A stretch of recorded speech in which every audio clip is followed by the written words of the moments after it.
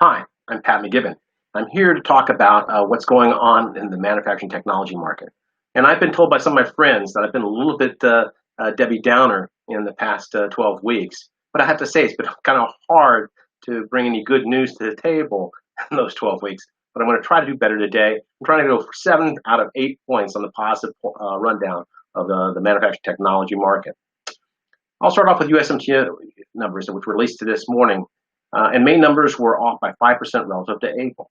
However, all the regions that could report data, 4 out of 5 had actually modest gains in May relative to April. Now this is pretty good news, and that one region was down 47%, which is one of the reasons why I brought everybody into the modest negative number. U.S. manufacturing technology providers and their customers are seeing more revenue rolling in during the June and May timeframe. Manufacturing tech service people were as busy as usual. And I say usual, busy as they were in 2019. And part of that's because of the reopening and increased utilization of manufacturing facilities in the states that just recently opened up their states to more workers and phasing into increasing the number of people allowed to be in facilities together.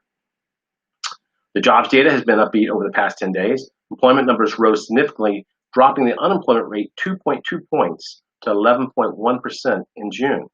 And this improvement has been bolstered as layoff rates receded to where they were prior to the pandemic start.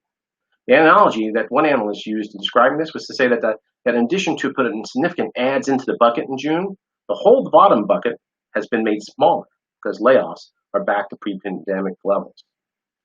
Auto sales were up 42% in May and another 6% in June. And to be honest, the June numbers are even more impressive when put in perspective that the incentives that were there in May that drove that 42% were dramatically reduced or eliminated by most of the dealers.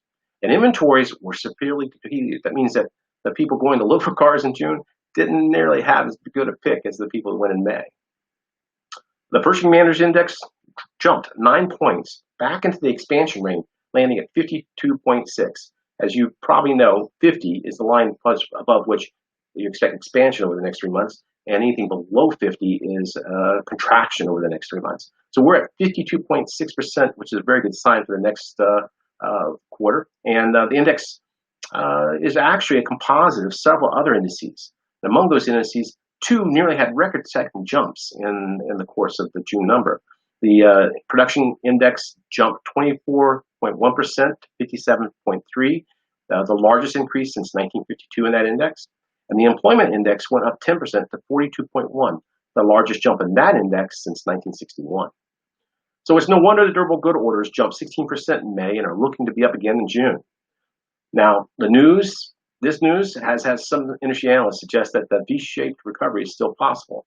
And I'd love nothing for that better than that to be true, but it doesn't seem like that's going to be the case. It's not going to be a quick turnaround, particularly for the manufacturing technology sector. So 7 out of 8, as I promised. So until next week, I hope the news continues to be good for you. I look forward to bringing some interesting facts next Monday. Take care.